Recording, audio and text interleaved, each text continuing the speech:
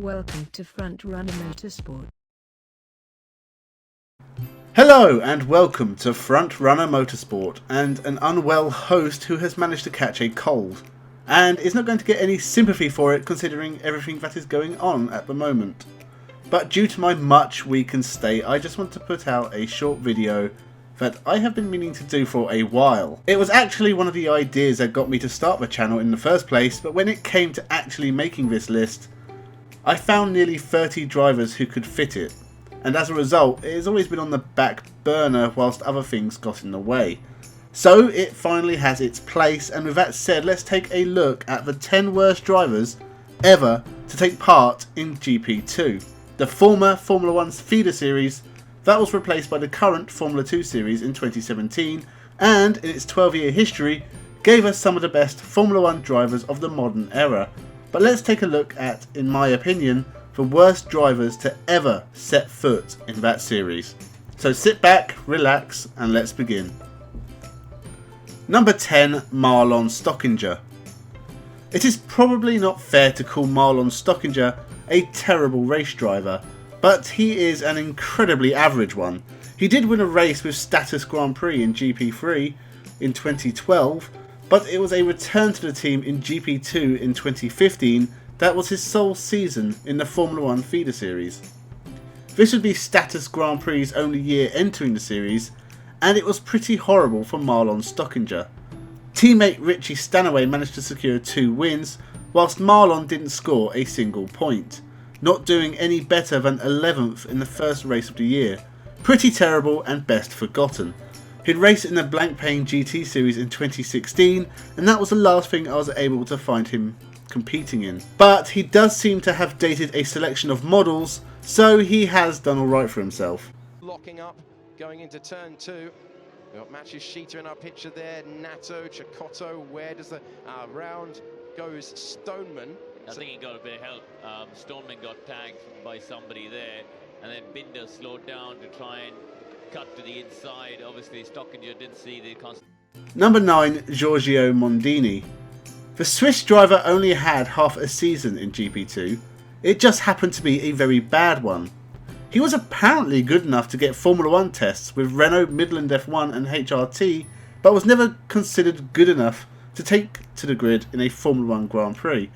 His half season in GP2 was with the backmarker team David Price Racing, and he would finish a best 13th in Monza, retiring from 6 of his 10 races. Not a good return, and no points scored. He's raced at Le Mans with the Coles team in 2009, finishing 9th, which isn't awful I guess, and last raced in the European Le Mans series in 2018 with the Euro International team. Tässä me nähdään sitten tuo tilanne. Aha, siinä Negra painaa sarjan uuden tulokkaan Giorgio Montinin tuonne. Number 8, Fares Fauzi. Fares Fauzi is a Malaysian driver who has won races in other formula. It's just in GP2 he was shit. He raced for pretty good teams as well, spending 2005 with Dams and 2006 with the Supernova team. He scored no points in both campaigns, whilst teammate Jose Maria Lopez always performed admirably. He's been around to various series, GP2 Asia, Formula Renault, A1 Grand Prix and the like. He'd even win a race here and there, eventually getting a Formula 1 test drive in 2010 with the Caterham team. But he would return to GP2 for one last go in 2011, again with the Supernova team, and he would score points with a best 5th at Istanbul, but it was another torrid season, and Fauzi was last seen in the Asian Le Mans series, being incredibly mediocre and forgettable. Why change the habit of a lifetime? So Hamilton still stuck behind Prema as Piquet leads. That was Fares Fauzi. Oh, that's the Adam Carroll same corner curb. Yeah, Carroll, absolutely. Yeah. Just slightly. Now Adam would have taken that side-on slap, wouldn't he, instead of... Number 7, Filo Paz Armand. Well, 4 in, and this is the 3rd driver from Asia. It's not racism, it just happens that Asians in GP2 were kind of rubbish.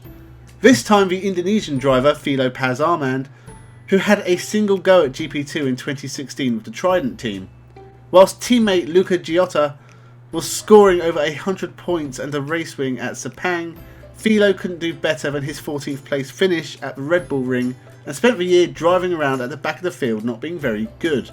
It would also prove to be his last appearance in motorsport, as far as I can find anyway. Pretty crummy way to end your career.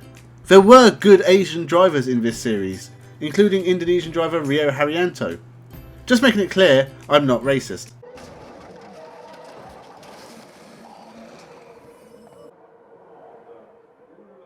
Number 6, Marko Asthma. Most Estonians take to rallying over single-seaters, and Marko Asthma is probably the answer to why. But he did come in with a fair amount of potential behind him, having won the British Formula 3 Championship in 2007, beating the likes of Mara Engel, Sam Bird and Greg Mansell, who wasn't very good and I don't know why I brought him up. But when Marko Asthma got to GP2 a year later with the Coloni team, he was a giant steaming pile of average. A best 11th in France in his admittedly half a season, and with no points scored, it pretty much destroyed his career, even after a Formula 1 test with BMW Sauber. Marko Asthma would jump around various minor series, including a National Estonian Karting Championship, ending in 2018 in the Asian Le Mans Series with a podium for Eurasia Racing.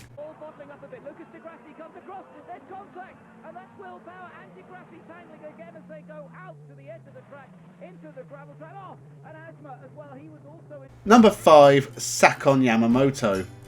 I really don't know how Sakon Yamamoto kept getting work in motorsport. I definitely don't understand how he got 3 separate Formula 1 drives. He is truly one of the worst drivers I've ever seen in Formula 1. Arguably worse than UJ Ida, even. It's close, at least. He'd have 2 half seasons in GP2, where he'd have a single top 10 finish in 9th with the BCN competition team at Catalunya, and the best 4th and 3 points with ART a year later in 2008. He'd still only finished 23rd in the championship standings at the end of the year. This was in between part seasons in Formula 1 with Super Aguri Spiker and HRT, in which he would score no points and no better than 24th in the overall standings. He seemingly retired in 2010, except for a brief comeback with Amlin Aguri in Formula E in 2015, where he would retire from both races in the London E-Prix. A truly awful driver. Apparently he is aiming to race in the WRC in Japan in 2020, if it goes ahead. I'm sure he'll do great. Ihan samalla kuin Kimin toi jo aikaisemmin. Yamamoto yritti korjaa, mutta vähän saman tyylisesti, että takapyörät lukkoon tuossa suoran päässä. Number 4, Christian Bakkerud. Well, this is a really hard one to do. Christian Bakkerud sadly lost his life in a car crash in Wimbledon in 2011, so talking about how bad he was is kinda in poor taste. Nevertheless, he had a terrible year in 2007 with David Price racing in GP2, doing no better than 12th place a few times. Then 3 races with Supernova Racing in 2008 got him his best result in 10th at Monza, but he left the series with no points scored. He'd have a go at the GP2 Asia Series in 2008, again with Supernova, and DTM with Audi in 2009, but would score no points in either series, and his last race was a 2010 Le Mans 24-hour race, partnering Oliver Jarvis and Christian Albers in a Coles Audi, before his death in 2011 put an end to his career. Der Unfall, Bakkerud vorne, das ist Catherine Legg übrigens, die ihn da berührt. Und da kann Herr Bakkerud nichts dafür. Ja, aber wie kommt jetzt... Und der trifft jetzt... Ach Gott, dann kommt Seidlitz. Scheinbar. Number 3, Victor Guerin. There are many Brazilians to race in GP2, and Victor Guerin was probably the worst of them. They ranged from pretty good to, oh god, who told you could drive? Victor Guerin was in the latter category. He had a mediocre Formula 3 career in various series, and was picked up by Thiago Montero's Ocean Racing Technology team. It was only for just over half a season, but Victor Guerin did no better than 1/13th at the final race in Singapore. That was the best result by far. His career pretty much came to an end after that, racing in AutoGP with Supernova and at the very least scoring points, before a move to some random European NASCAR series, the 2014 NASCAR Whelen Euro Series Elite 1. Never heard of it. And that was before heading back to Brazil and racing in a couple of national race series before calling it a day in 2017.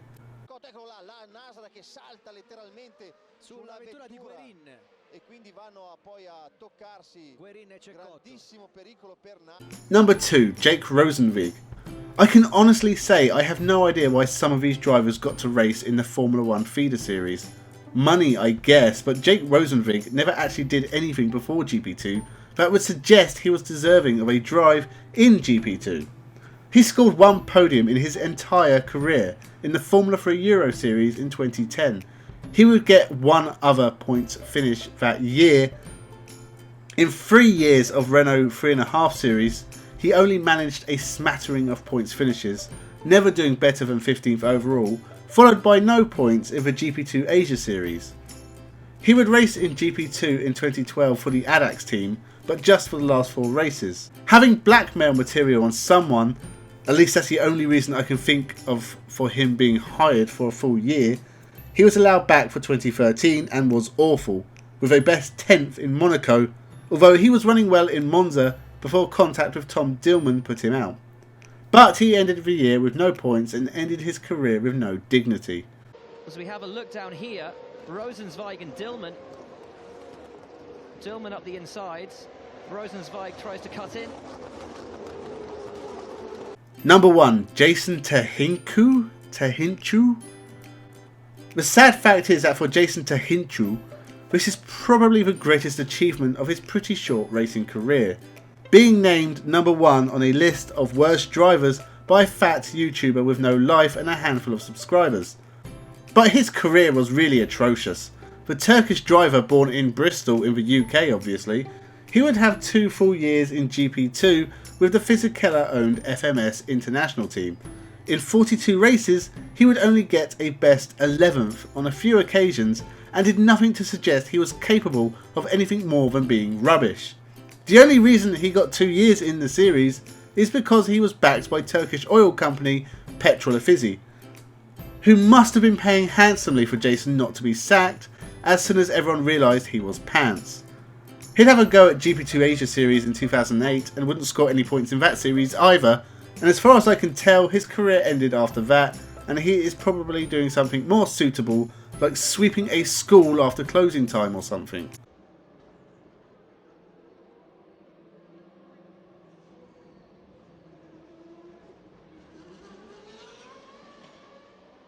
And that is the list. Do you agree? Do you disagree? There were honestly a lot of pretty awful GP2 drivers, but a lot only had a few races, and I decided to leave them out just because it didn't seem fair to pick on them. But I think this is a pretty comprehensive list that hopefully someone will watch and think, maybe I'll leave a like, comment, and maybe possibly even subscribe and hit the bell thing. Then I can keep coming back for more motorsport content several times a week. I hope you're all well, so stay safe and have a good one.